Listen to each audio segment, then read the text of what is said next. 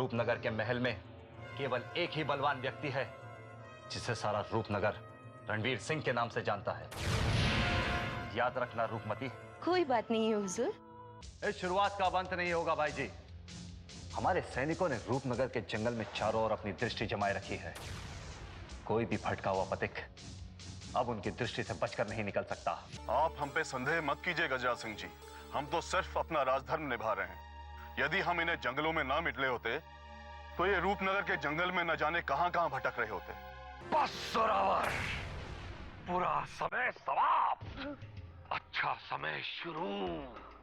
कहते हैं ना कि शत्रु का शत्रु मित्र होता है। हम सब की प्रार्थना तुम्हारे साथ है वनराज, तुम निराश मत होना। अरे तुम तो बहुत भाग्यशाली हो, तुम्हारी माँ का आशीर्वाद तुम्हारे साथ है। हम तो कभी कभी ये भी भूल जाते हैं कि हम अकेले हैं। हमें लगता है वनराज के आने के पश्चात भी हम एक दूसरे के बिना नहीं रह पाएंगे।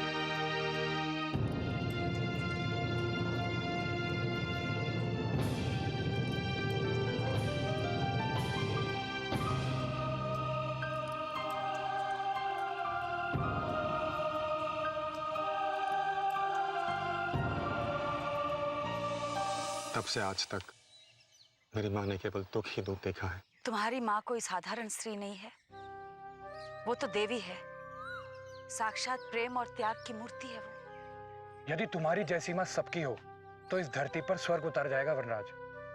सचमुच तुम्हारी माँ धन्य है।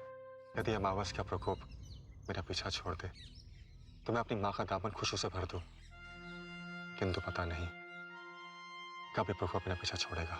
निराश मत होना वनराज, अमावस के प्रकोप से तुम्हें अवश्य मुक्ति मिलेगी। बाबा देवधर ने कहा है कि समय आने पर अमावस के इस अभिशाप से तुम्हें छुटकारा मिल ही जाएगा।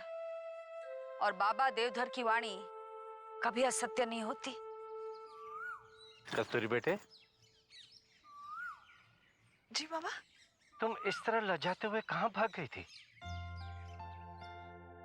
कहीं नहीं बाबा, हम तो बस यूं ही खेतों की ओर चले गए थे। सुना है खेतों में जानवर बहुत आने लगे हैं, इसीलिए फसल की रक्षा करने के लिए हम उन्हें भगाने गए थे।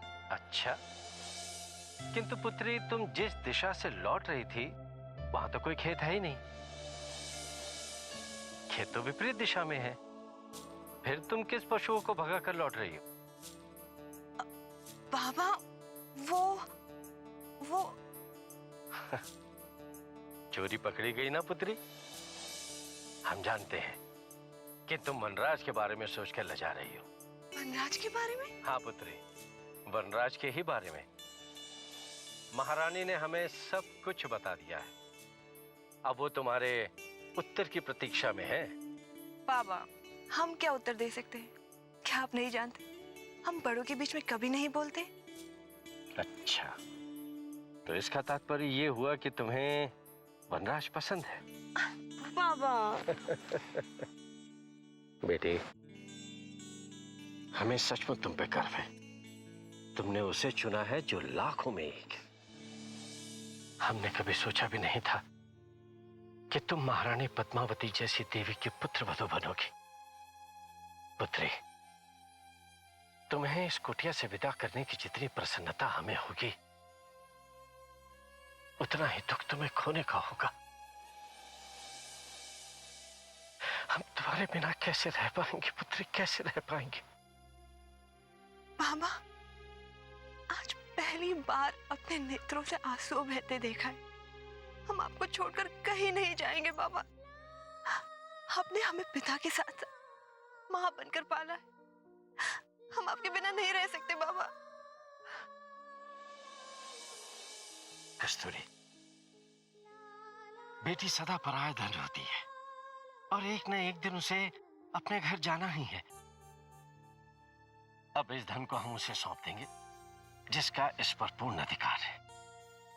हमें प्रसन्नता है बेटी कि ये धन हमारी साधु की कुटिया से रानी के महल जा रहा है। बाबा, नहीं पुत्री, ये क्षण आंसू बहाने का नहीं है, बल्कि खुशी और प्रसन्नता का है। जैसे ही वनराज अपना उद्देश्य पूर्ण करके वापस लौट आएगा, हम तुम्हारा विवाह उसके साथ कर देंगे।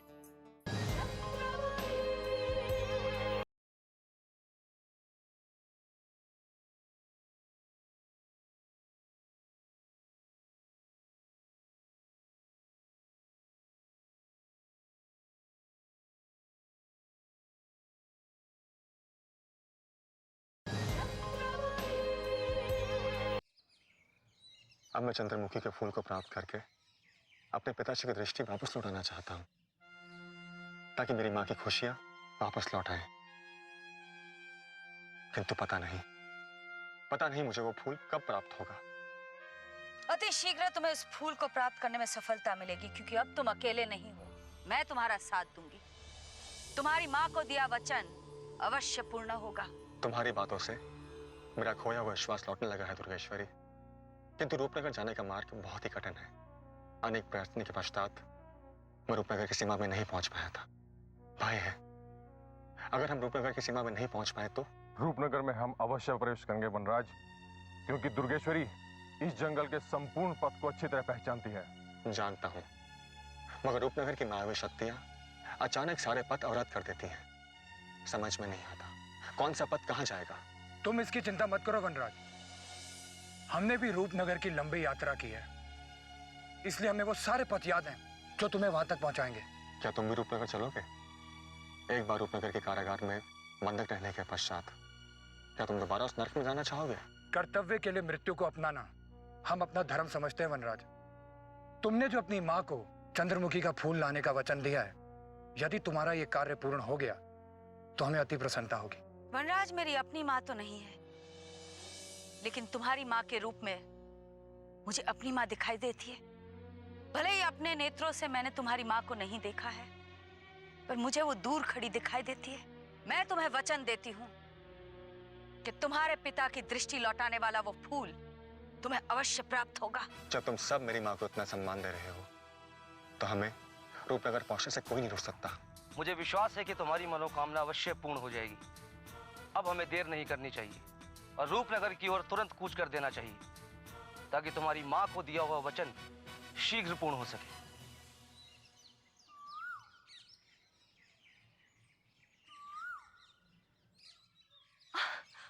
महारानी जी, आप यहाँ आने का कष्ट क्यों उठाया आपने? हमें बुलवा लेती तो हम स्वयं आपके यहाँ आ जाते। फिर महारानी जी, कितनी बात समझाया तुझे कि हमें महारानी जी नहीं रानी माँ कहा कर, किंतु तू सदैव भूल जाती है। क्षमा कर दीजिए रानी माँ, अब नहीं भूलेंगे। अगर अब भूली तो याद रखना, फिर हम तुझसे रानी माँ नहीं केवल माँ कहलवाएंगे। कैसा लगा रानी माँ का दिया दंड? बहुत ही प्यारा। मन करता है आप हमें ये दंड रोज दिया करें। बहुत बोलने लगी है, बातें करते करते ये भी भूल गई कि हमें मंदिर जाना था। पूजा का समय हो रहा है ना, चल शीघ्र। सूरज डूबने में बहुत समय है रानी माँ, हम आरती होने से पहले मंदिर पहुंच जाएंगे। तब तक आप मेरे एक प्रश्न का उत्तर देना। बहुत समय से हमारे मन में ये प्रश्न जैसे घूम रहा है। पूछ बेटी, अगर उचित लगा तो हम तेरे प्रश्न का उत्तर अवश्य देंगे। महारानी जी, आप दिन रात ईश्वर की भक्ति करती रहती हैं, किंतु कभी आपको सुख के जीवन का एक दिन भी प्राप्त नहीं हुआ। इतने दुख सहने के पश्चात भी आपका ईश्वर पर अटूट विश्वास कैसे बना हुआ है? क्या आपका विश्वास ईश्वर से कभी उठता नहीं? नहीं कस्तूरी, भाग्य के लिखे को कोई नहीं टाल सकता। हमने अवश्य अपने पिछले जन्म में कोई बहुत बड़ी भूल की होगी, जिसका दंड हमें इस जन्म में भुगतना पड़ रहा है। इसमें ईश्वर का क्या दोष है? आपका मन बहुत विशाल है रानी माँ। इतने दुखों में भी जीवन हंसते हंसते गुजार रही है और किसी को दोषी भी नहीं ठहरा रही। यही तो आपकी महानता है महारानी जी। महारानी जी, आप तो साक्षात त्याग की मूर्ति हैं। प्रणाम बाबा। बाबा आप? कस्तूरी, महारानी जी के महानता के बारे में तो तुम सोच भी नहीं सकती हो। इतने कष्ट उठाकर जीवन के साथ संघर्ष करने का साहस महारानी के सिवा मैंने अभी तक कहीं और नहीं देखा। ऐसी कोई भी बात नहीं है बाबा। हम जो कुछ कर रहे हैं वनराज के लिए ही तो कर रहे हैं। बस एक बार वो अपना उद्देश्य पूर्ण करके लौट आए, फिर हमें भी कोई कष्ट नहीं होगा। आपकी मनोकामना अति शीघ्र पूर्ण होगी महारानी जी। बस आप इसी प्रकार ईश्वर पर अपनी अटूट आस्था बनाए रखिए। आपकी शक्ति का फल आपको अवश्य मिलेगा। हमें भी वनराज की सफलता समीप दिखाई पड़ने लगी है। कस्तूरी का भाग भी तो हमारे पुत्र के साथ जुड़ने वाला है। हो सकता है ईश्वर वनराज को कस्तूरी के लिए ही हमारे पास शीघ्र वापस भेज दे। हम पूजा की थाली लेकर आते हैं महारानी जी। महारानी जी, कस्तूरी के मुख पर प्रसन्नता देखकर हम फूले नहीं समा रहे हैं। बस वनराज के आते ही हम कस्तूरी के हाथ पीले करके उसे आपको सौंप देंगे और उसके पश्चात हम स्वयं भी इस दुनिया से मन हटाकर अपना पूरा ध्यान ईश्वर की भक्ति पर केंद्रित कर देंगे। महारानी जी, आपके होते हमें अपनी पुत्री की कतई चिंता नहीं है।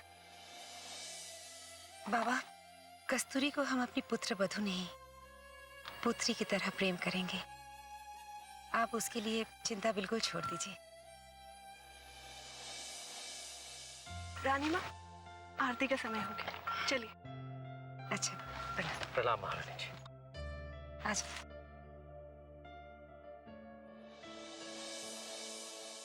हे ईश्वर, महारानी जैसी देवी के कष्टों को दूर कर दे और उन्हें कभी भी किसी प्रकार की आपत्ति न हो, यही आपसे प्रार्थना है।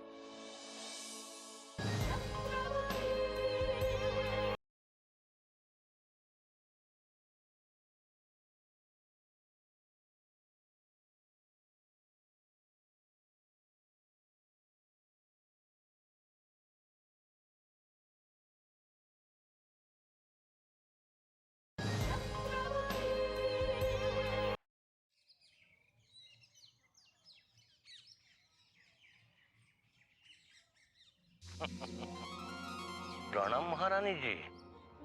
क्या बात है महारानी जी, मुझे देखकर आपके सुंदर मुखड़े का रंग पीला क्यों पड़ गया? कुंदन देखने में इतना बुरा नहीं है कि आपको भय खाना पड़े। एक बार मुस्कुरा दीजिए, कसम से कहता हूँ, आप जब भी मुस्कुराती है तो किसी भी नवी नवेली दुल्हन से कम नहीं दिखती है। कुंदन काका, तुम एक युवा पुत्री के पिता हो, क्या इस अवस्था में ऐसी बातें करते तुम्हें लज्जा नहीं आती? इसमें लज्जा की क्या बात है कस्तूरी? मैं तो खुले मन से महारानी जी की प्रशंसा कर रहा था। क्या तुम्हें याद नहीं कि महाराज ने महारानी जी को युवावस्था में त्याग दिया था? इनकी युवावस्था तो चली गई, लेकिन इनका बुढ़ापा मैं नष्ट नहीं होने दूंगा। बस एक बार महारानी जी हाँ कह दे, फिर जिंदगी भर सुख ही सुख मिलता रहेगा। इस अधर्मी से बात करने से कोई लाभ नहीं है। ये मनुष्य नहीं, मनुष्य के भेष में पशु है। आप मुझे कितना भी उल्टा सीधा कह दीजिए महारानी जी, लेकिन आपकी किसी भी बात का मैं बुरा नहीं मानूंगा। आपकी गाली फूलों जैसी कोमल लगती है मुझे। मेरी समझ में एक बात नहीं आती है कि मेरे होते हुए आप एकाकी जीवन क्यों व्यतीत कर रही है? क्या कमी है मुझ में? आखिर इस गांव का सम्मानीय मुखिया हूं मैं। यदि आप अपनी कुटिया त्याग कर मेरे महल में आ जाए तो कौन सा पहाड़ टूट पड़ेगा? कोई पहाड़ टूटे या ना टूटे, किंतु तुम्हारी नीचता का यदि गांव वालों को पता चल गया तो वो तुम्हारे हाथ पैर अवश्य तोड़ देंगे। कुंदन काका, हमारे पद से हट जाओ, अन्यथा हम चीख चीख कर गांव वालों को बुला लेंगे। यहाँ से तुम्हारी चीख गांव वालों के कानों तक कभी नहीं पहुंचेगी। महारानी से बात करने के लिए इसलिए तो मैंने ये निर्जन स्थल चुना है। और सुनो, मैं महारानी से बात करता हूं जब तुम इसमें क्यों बोलती हो? तुम्हारा और महारानी का क्या संबंध है? संबंध? कस्तूरी और हम में माँ बेटी का संबंध है, किंतु तू इन संबंधों के बारे में क्या जाने? वासना की आग ने तेरी बुद्धि भ्रष्ट कर दी है। तुम्हें एक बार जो भी देख ले उसकी तो मति मारी जाएगी। तुम मुझे कुछ भी कह लो, लेकिन मुझे ठुकराना नहीं। कुंदन, तेरे नष्ट होने का समय आ चुका है। तू कभी नहीं सुधर सकता। यदि तू ये गांव छोड़कर तुरंत नहीं भागा तो हमारा बेटा अवश्य तेरा वध कर देगा। चलो कस्तूरी।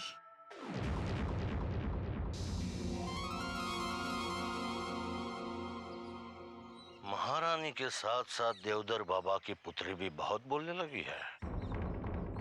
वैसे भी मुझे देवधर से पुराने अपमान का बदला जो चुकाना है, लेकिन उसके पहले मुझे ये पता करना होगा कि पद्मावती का पुत्र रूपनगर से लौटकर आएगा या नहीं। सुना है कि रूपनगर के अधिकारी किसी भी पथिक को जीवित लौटने नहीं देते। ये तुम क्या कह रहे हो परमवीर? अचानक गजराज सिंह हमारे सैनिकों के बीच कहां से पहुंच गया? वो कौन है जिसने मृत्यु के मुख में अपना शीश डालने का साहस किया है? जिसने भी हमारे साथ विश्वासघात किया है, हम उसके शरीर के टुकड़े टुकड़े कर देंगे। हमारे साथ विश्वासघात करने वाला कोई अपना ही है हुजूर।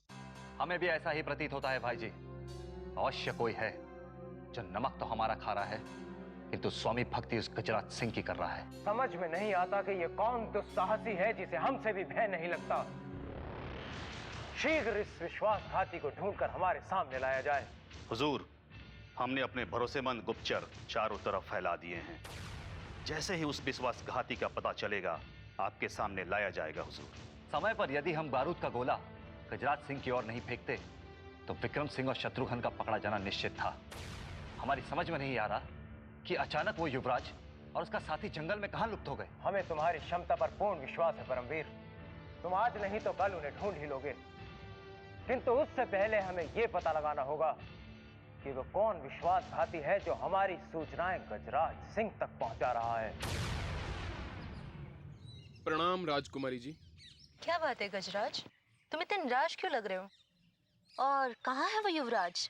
क्षमा करना राजकुमारी जी, मैं आपको दिया हुआ वचन पूरा नहीं कर सका।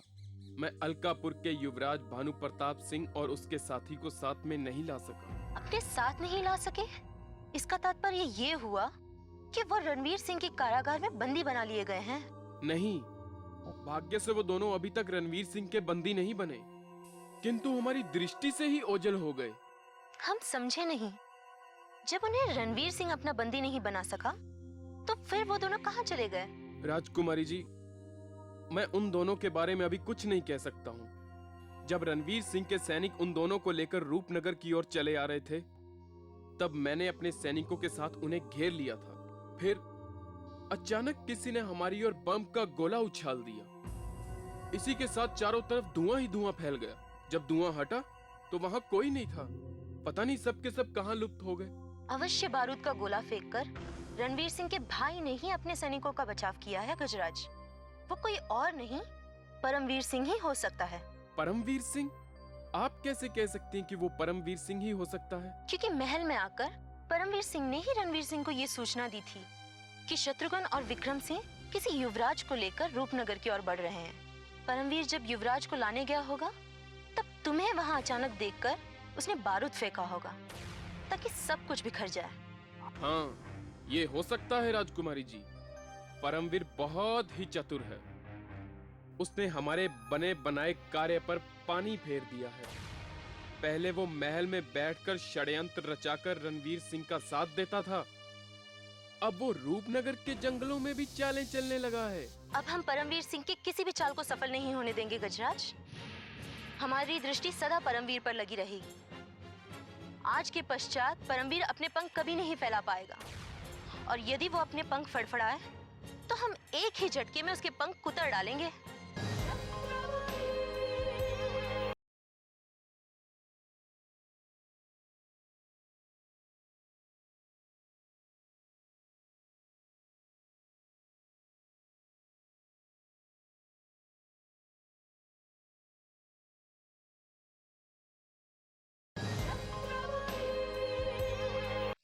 सरकार, सरकार, आप जीवित हैं या मृत?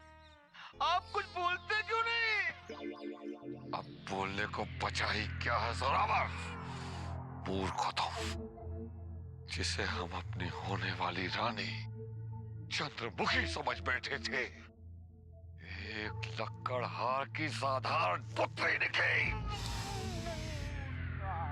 आप सत्य कह रहे हैं सरकार। जिसे हम राजकुमारी चंद्रमुखी समझ रहे थे, वो राजकुमारी चंद्रमुखी नहीं थी, अभी तो एक साधारण युवती थी सरकार।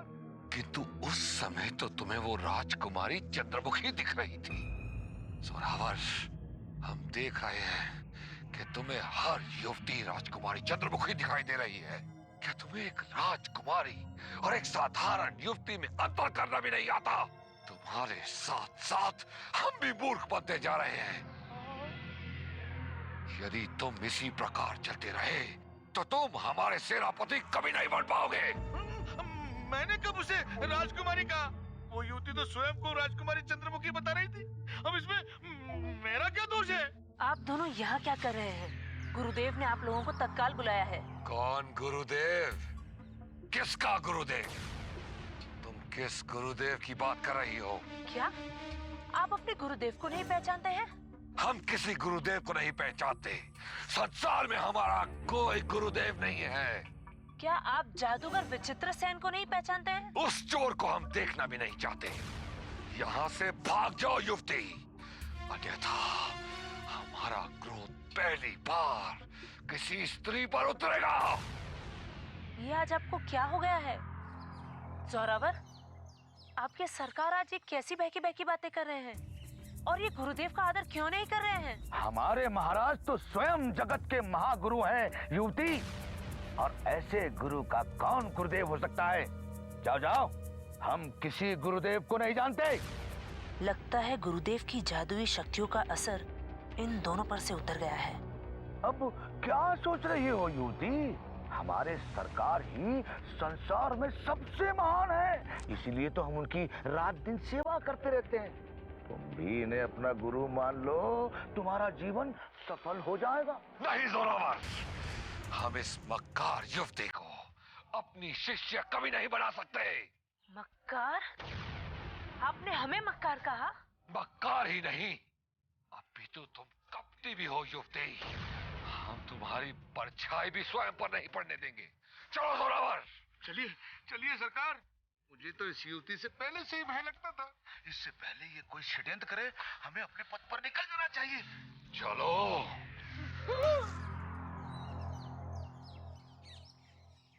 इन दोनों पर तो गुरुदेव की शक्तियों का कोई असर नहीं रहा। इससे पहले कि ये दोनों गुरुदेव के चंगुल से निकल भागे, हमें गुरुदेव को सूचित कर देना होगा।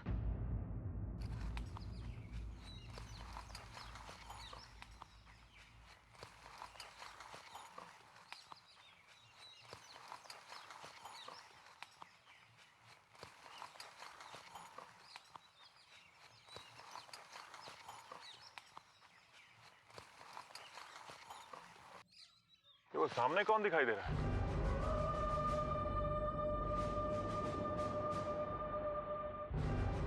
जो भी होगा हमारा बंधक ही बनेगा।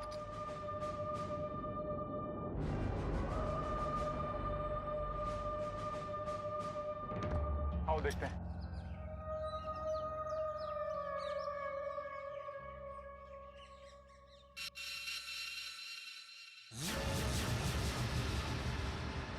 दो मनुष्य कहां से आए हैं आप? हम राजकुमारी चंद्रमुखी के विशेष सेवक हैं।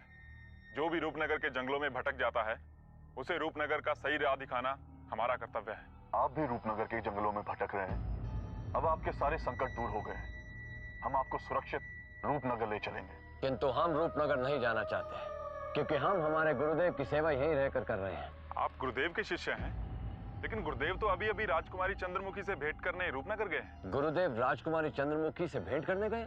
लगता है गुरुदेव इन्हीं के बारे में कह रहे थे कि हमारा शिष्य जहां मिले उसे तत्काल हमारे सामने लाया जाए। चलिए, रूपनगर के महल में गुरुदेव आपकी प्रतीक्षा कर रहे हैं। किंतु गुरुदेव ने हमें इस विषय में कुछ नहीं बताया था। गुरुदेव अचानक राजकुमारी चंद्रमुखी के पास कैसे पहुंच गए? ये तो गुरुदेव ही जाने, किंतु वो हमें कह रहे थे कि उनके कुछ शिष्य जंगल में भटक गए हैं और उन्हें खोजकर हम तत्काल उनके पास ले आए। लगता है गुरुदेव अब अपना नया मठ रूपनगर में बनाने वाले हैं। वो कह रहे थे कि वो मठ बनाने के लिए एक नया स्थान खोज रहे हैं। कदाचित वो स्थान उन्होंने रूपनगर में खोज लिया होगा। हाँ, उन्हें नए मठ का स्थान रूपनगर में ही मिल गया है, इसलिए वो अपने सारे शिष्यों को रूपनगर में ही बुला रहे हैं। गुरुदेव ने अपने शिष्यों को नए मठ पर पहुंचाने का भार हमें सौंपा है। आप देर ना करें, तत्काल हमारे साथ चलें, अन्यथा गुरुदेव हम पर क्रोधित हो जाएंगे। गुरुदेव को हम कभी क्रोधित होते नहीं देख सकते। चलिए, हमें हमारे गुरुदेव से तत्काल मिलवा दीजिए। चलिए, आपके गुरुदेव इस समय रूपनगर के महल में मिलेंगे। राजकुमारी चंद्रमुखी ने उन्हें विशेष अतिथि बनाया है। आपके गुरुदेव की तरह आपका भी भव्य स्वागत किया जाएगा। चलिए। प्रणाम भाई जी, हम आपके लिए एक शुभ सूचना लेकर आए हैं। शुभ सूचना? अभी तक तो हम अशुभ ही अशुभ सूचनाएं सुन रहे हैं परमवीर। कहो, तुम कौन सी शुभ सूचना लेकर आए हो? विजेंद्र प्रताप सिंह के भाई सूर्य प्रताप को हमारे सैनिकों ने अपने चुंगल में ले लिया है। सूर्य प्रताप हमारे सैनिकों की पकड़ में आ गया? शत्रुघ्न सिंह और विक्रम सिंह सूर्य प्रताप को अपना बंधक बना लिया है हुजूर। वो उसे चकमा देकर रूपनगर की सीमा में ले आए हैं। हमारे दोनों सैनिकों ने बहुत बड़ा कार्य किया है। विक्रम सिंह और शत्रुघ्न सिंह को हम उपहारों से लाद देंगे। हमें जिस कार्य की आशा भी नहीं थी, हमारे सैनिकों ने उसे सिद्ध कर दिया है। भाई जी, हम सूर्य प्रताप सिंह को हमारी गुप्त काली कोठी में डाल देंगे ताकि वो कभी बाहर का संसार नहीं देख पाए। विजेंद्र प्रताप ने हमारी कारागार से भागकर हमें जो अपमान के घूंट पिलाए थे, उसका बदला अब हम उसके भाई सूर्य प्रताप को तड़पा तड़पा कर लेंगे। भाई जी, एक तीर से दो निशाने साधे जा सकते हैं। हम सूर्य प्रताप की आड़ में दुर्गेश्वरी को भी अपना बंधक बना सकते हैं। हम समझ गए परमवीर। दुर्गेश्वरी अपने प्रेमी के भाई को बचाने अवश्य आएगी। यदि हम सूर्य प्रताप के बंधक होने की सूचना दुर्गेश्वरी तक पहुंचा दें, तो वो अवश्य ही हमारे जाल में फंस जाएगी। शुभ कार्य में अब हमें देर नहीं करनी चाहिए भाई जी। दुर्गेश्वरी से अब हमें चुन चुन कर बदला लेना है। उसने हमारे अनेक बंधकों को हमसे दूर किया है। अब हम दुर्गेश्वरी को इस संसार से और उसके जीवन से बहुत दूर भेज देंगे परमवीर। जयचंद, निशाचरी से कहो कि दुर्गेश्वरी तक हमारा ये संदेश पहुंचा दे कि यदि वो अपने प्रेमी विजेंद्र प्रताप के भाई सूर्य प्रताप को जीवित देखना चाहती है, तो तत्काल स्वयं को हमारे सुपुर्द कर दे। अन्यथा हम सूर्य प्रताप को भी विजेंद्र प्रताप सिंह के पास नर्क में भेज देंगे।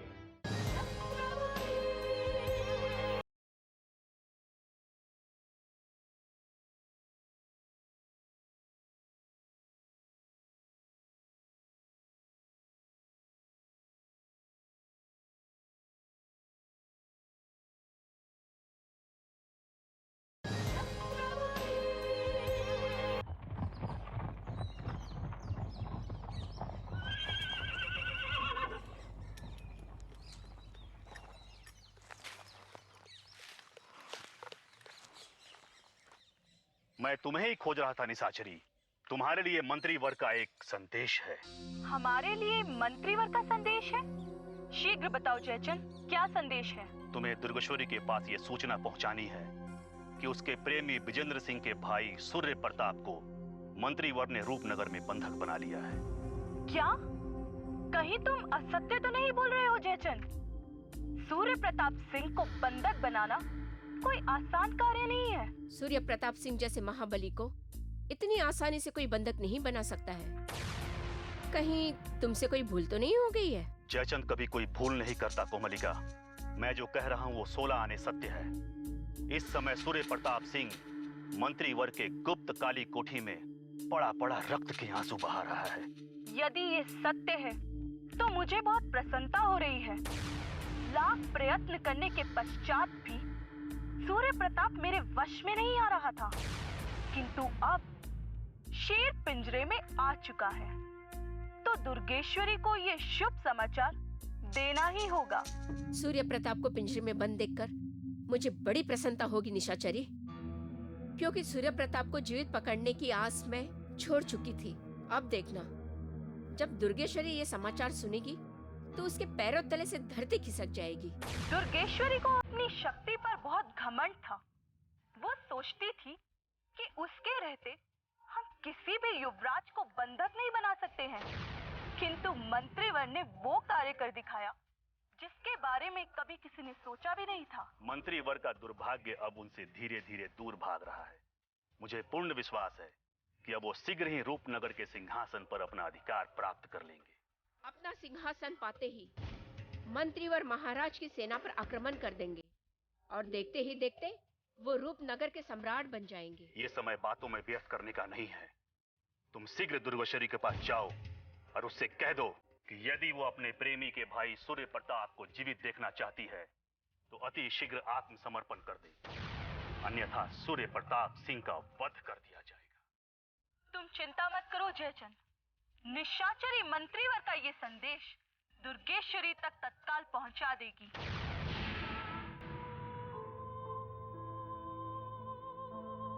इतनी शीघ्रता से कहाँ चले जा रहे हो नागराज जी? क्या महामहिम के लिए कोई नई गुप्त सूचना लेकर आए हो? इस काली बिल्ली ने आज फिर से रास्ता काट दिया। कहीं से गुप्त सूचना का पता तो नहीं चल गया? लगता है आज कोई अपशगुन होगा। गुप्त सूचना का नाम सुनते ही आप इतने चुप क्यों हो गए नागराज जी? कहीं हमने आपके जले पर नमक तो नहीं छिड़क दिया? नहीं रूपमती, ऐसी कोई बात नहीं है। महामहिम ने हमें तत्काल याद किया था, इसलिए हम शीघ्र से शीघ्र उनसे मिलने के लिए जा रहे हैं। अब आप हमारे सामने बहाने मत बनाइए। हमें तो लगता है कि आप हमसे कुछ छिपा रहे हैं। रूपमती, मैं सत्य कह रहा हूँ। ऐसी कोई बात नहीं है जो तुमसे छिपाई जाए। असत्य मत बोलिए हुजूर। आप महामहिम को ये सूचना देने आए हैं कि रणवीर सिंह के गुप्तचरों ने विजेंद्र सिंह के भाई कुंवर सूर्य प्रताप सिंह को बंधक बना लिया है। ये तुम्हें किसने कह दिया? रूपमती, इस गुप्त सूचना का पता तुम्हें कैसे चल गया? कैसे? हमें महल में चल रही सारी योजनाओं का पता है और हमें ये भी पता है कि आप और महामहिम मिलकर मंत्रीवर के विरुद्ध कोई षड्यंत्र रच रहे हैं। ठीक है रूपमती, जब तुम्हें सब कुछ पता चल ही गया है तो अब मैं तुमसे कुछ नहीं छिपाऊंगा। मंत्रीवर रणवीर सिंह के कारण मेरे और महामहिम के सारे अधिकार छिन गए। रूपमती, यदि तुम हमारे साथ हो जाओ तो हमें हमारे अधिकार वापस मिल सकते हैं। बोलो रूपमती, क्या तुम हमारा साथ दोगी? हाँ बोलो। यदि हम आपका और महामहिम का साथ देने को तैयार हो जाएं, तो इससे हमें क्या लाभ होगा? हम तुम्हें उच्च पद पर बैठा देंगे, उच्च पद पर। तुम्हारे साथ राजकुमारी जैसा बर्ताव होगा। तुम इस महल पर राज करोगी, राजकुमारी की तरह। यदि हम आपका साथ देने को तैयार हो जाएं, तो क्या हमारा सपना सत्य में बदल सकता है? क्यों नहीं रूपमती, क्यों नहीं? यदि मनुष्य चाहे तो क्या नहीं हो सकता? सब कुछ हो सकता है। यदि हमें तुम्हारा साथ मिल जाए ना, तो हम मंत्रीवर रणवीर सिंह को इस महल के बाहर खदेड़ सकते हैं। हम शीघ्र से शीघ्र आपको उत्तर दे देंगे। चलते हैं।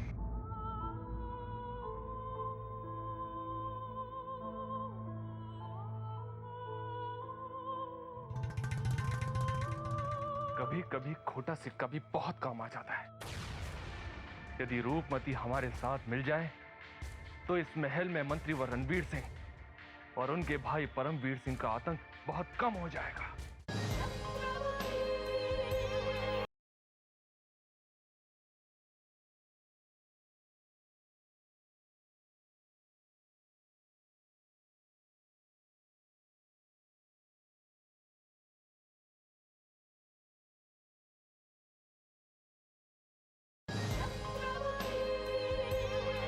दुर्गेश्वरी ने यदि आत्मसमर्पण कर दिया तो रूपनगर में हमारा शौर्य और बढ़ जाएगा परमवीर। दुर्गेश्वरी को बंदी बनाने की सारी योजनाएं पूर्ण हो चुकी हैं। अब हमें सिर्फ उसके आने की प्रतीक्षा है। एक बार दुर्गेश्वरी हमारे जाल में फंस गई तो हम उसे इतना तड़पाएंगे कि फिर कोई महिला कभी डाकू बनने का साहस नहीं करेगी। अब आप निश्चिंत हो जाइए भाई जी।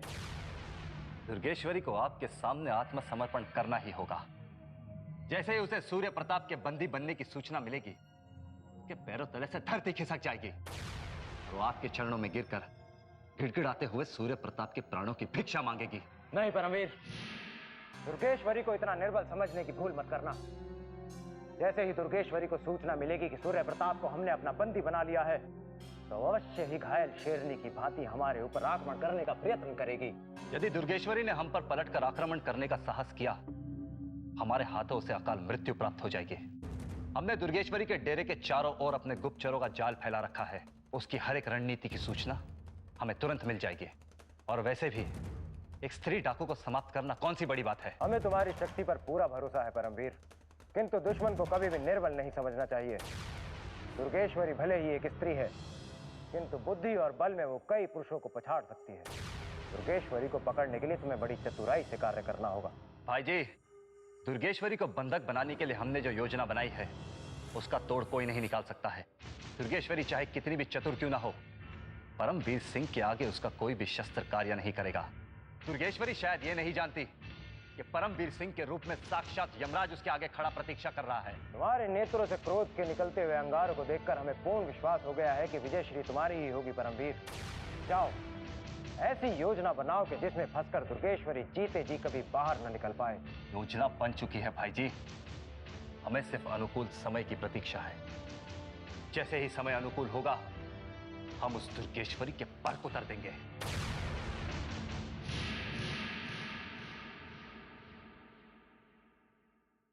बधाई हो हुजूर, बधाई हो। बधाई? हमें किस बात की बधाई दे रहे हो नागराज? दुर्गेश्वरी को अपने जाल में फंसाने की खुशी में हुजूर, आपने सूर्य प्रताप सिंह को बंधक बनाकर बहुत समझदारी दिखाई है।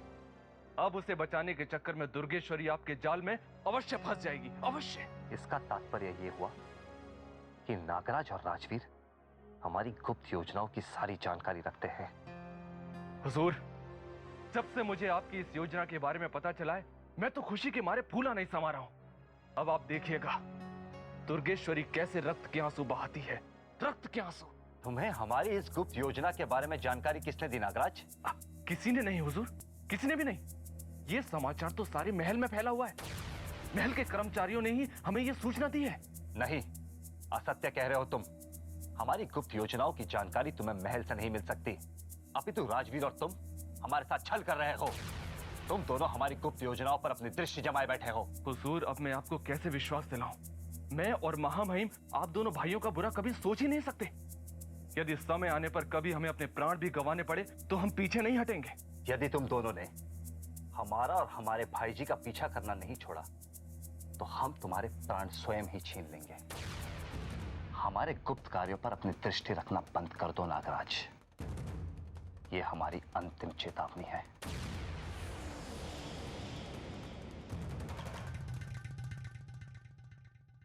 लगता है परमवीर सिंह को मुझ पर और महामहिम पर संदेह हो गया है। नागराज, अब कुछ समय के लिए महल के बाहर ही दृष्टि जमाए रखने में भलाई है। राजकुमारी जी, आपने महल से दूर इस नदी के किनारे पे मुझे क्यों बुलाया? कोई गुप्त सूचना फिर मिली है? हाँ गजराज, महल के भीतर भारी उथल पुथल मची हुई है और रणवीर सिंह के गुप्तचरों ने कुंवर सूर्य प्रताप सिंह को अपना बंदी बना लिया है। क्या कुंवर सूर्य प्रताप सिंह को बंदी बना लिया? यदि समय पर सूचना मिल जाती तो मैं सूर्य प्रताप सिंह को रणवीर सिंह के गुप्तचरों के चंगुल में फंसने नहीं देता। पता नहीं अब सूर्य प्रताप सिंह पर रणवीर सिंह कितने अत्याचार करेगा। रणवीर सिंह अभी सूर्य प्रताप सिंह पर कोई अत्याचार नहीं करेगा। जब तक उसे दुर्गेश्वरी नहीं मिल जाती तब तक वो सूर्य प्रताप सिंह को सुरक्षित रखेगा। मैं समझा नहीं राजकुमारी जी। सूर्य प्रताप के प्राणों के बदले में रणवीर सिंह ने दुर्गेश्वरी को आत्मसमर्पण करने को कहा है। ये तो बहुत बुरा हुआ राजकुमारी जी। रणवीर सिंह ने एक तीर से दो निशाने लगाए हैं। यदि सूर्य प्रताप सिंह को छुड़ाने के लिए दुर्गेश्वरी ने आत्मसमर्पण कर दिया तो रणवीर सिंह उसे भी खत्म कर देगा। हमें भी इसी का भय है गजराज। दुर्गेश्वरी को किसी विवशता में डाकू बनना पड़ा है, अन्यथा उसका मन किसी देवी की तरह पवित्र है। आप ठीक कह रही हैं राजकुमारी जी। दुर्गेश्वरी को बचाना हमारा धर्म है। दुर्गेश्वरी को रणवीर सिंह की चालों में फंसने से पहले हमें रोकना होगा। इसी के लिए तो हमने तुम्हें एकांत में बुलाया है गजराज। एक योजना है राजकुमारी जी। यदि हम सूर्य प्रताप सिंह को रणवीर सिंह के कारागार से मुक्त कराने में सफल हो जाएं, तो दुर्गेश्वरी के प्राण बच सकते हैं। तुम दुर्गेश्वरी को ये संदेश पहुंचा दो कि वो रणवीर सिंह के चाल में ना फंसे। जो आज्ञा राजकुमारी जी। प्रणाम।